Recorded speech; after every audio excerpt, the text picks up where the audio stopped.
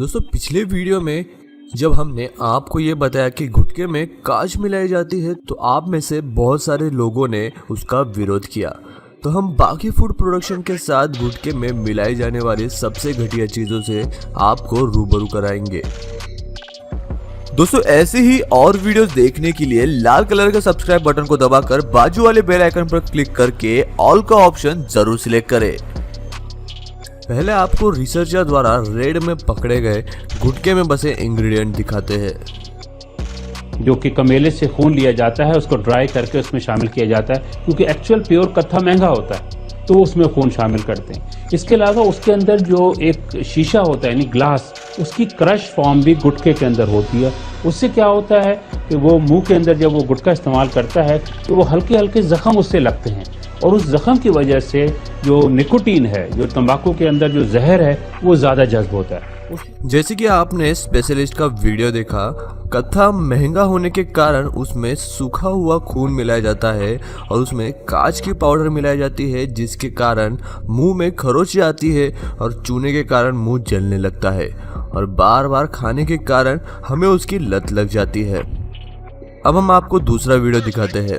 अगर मैं खींच के किसी के सर पे मारूं उसका सर फट जाएगा। ये देखें आप जी, ये यकीन माने पत्थर है, इतना इसका वेट है और ये इसको किस तरह करते हो, गुलाते कैसे उसको पका के पानी में डाल दे खुद ही पक जाता है। वही चूना है दीवारों पे करते हैं, ये वही चूना है, सच ये वही चूना है जो दीवारों पे होता है। जो हम बच्चों को रोकते हैं कि बेटा उसमें से दीवार से खुरेद के नहीं खाना, ये जहर है। इसमें आपने देखा ही होगा कि कितने घटिया जगह पर इसे बनाया जाता है। यहाँ तक कि जो चूना हम दीवारों पर लगाते हैं उसे ही गर्म करके खाने वाले गुटखे में डाला जाता है।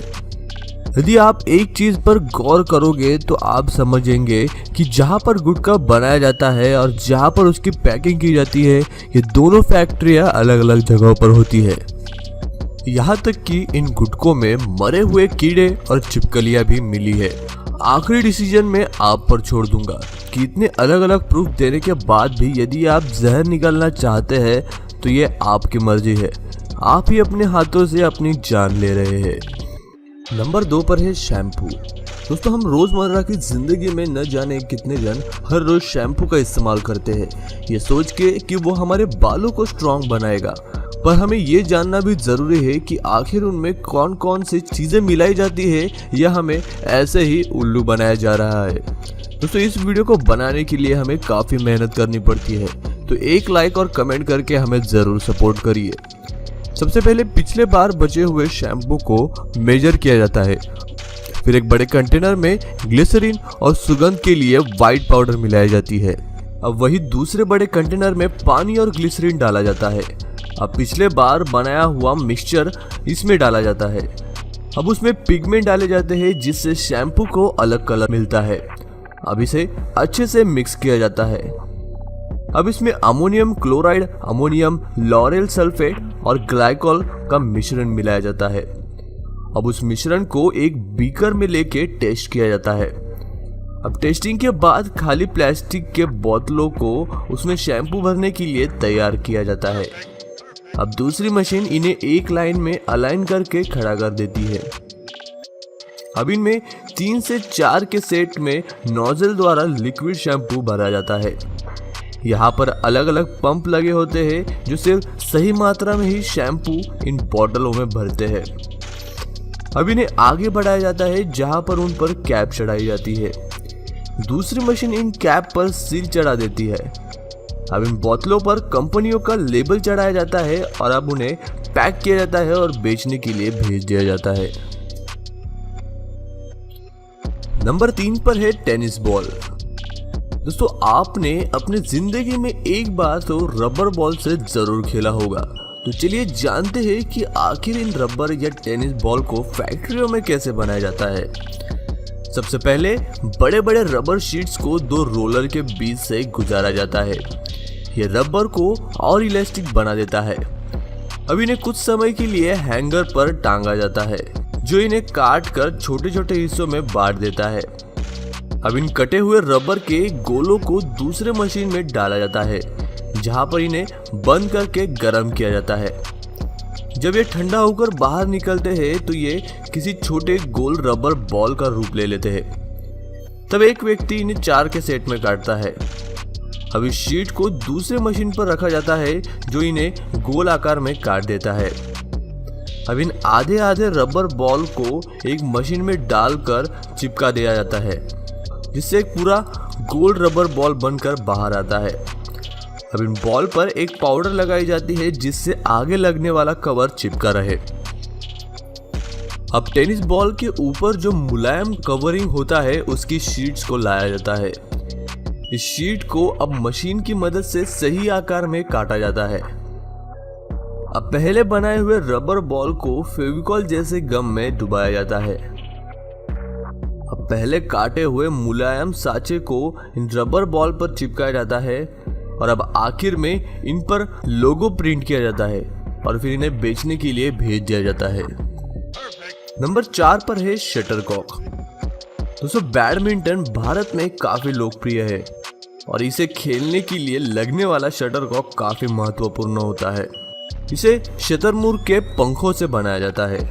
तो आप ये बात समझ ही सकते हैं कि आखिर यह इतना महंगा क्यों होता है। तो चलिए जानते हैं कि आखिर इसे फैक्ट्रियों में कैसे बनाया जाता है। सबसे पहले तो इन पंखों को एक साथ अलाइन किया जाता है। अब इन्हें एक एक करके सॉर्टिंग मशीन पर लगाया जाता है।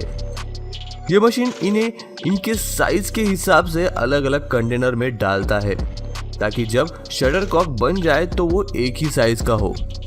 जिनको मशीन मेजर नहीं कर पाती उन्हें हाथों से मेजर किया जाता है। इनके नीचे का बेस फोम और लेदर से बनाया जाता है जिससे उन्हें मारने पर वो रबर की तरह उड़ते हैं। अब इन बेस पर पंख लगाने का काम शुरू किया जाता है। हर एक बेस में 16 पंख होते हैं। अब पंचिंग मशीन इन बेस में एक एक करके 16 होल गिराती है। अब दूसरी मशीन इन होल्स में पंख घुसाने का काम शुरू कर देती है। अब हाथों से इनके अंदर के डिस्टेंस को इक्वल किया जाता है। अब इन्हें एक ब्लोअर के ऊपर रखा जाता है जिससे ये पता चलता है कि आखिर ये सही से मैनेज है या फिर नहीं। अब उन्हें दूसरे मशीन पर डाला जाता है जो उसके अंदर ग्लू भर देती है। अब इन पंखों का लोकेशन फिक्स हो जाता है, लेकिन अभी भी ये नाजुक होते हैं और कभी भी टूट सकते हैं। इसीलिए इन्हें मशीन की मदद से धागों के जरिए बांधा जाता है। अब वर्कर इनकी गांठ बांधकर धागे को काट देते हैं। अब फिर से इन धागों पर भी गम लगाया जाता है।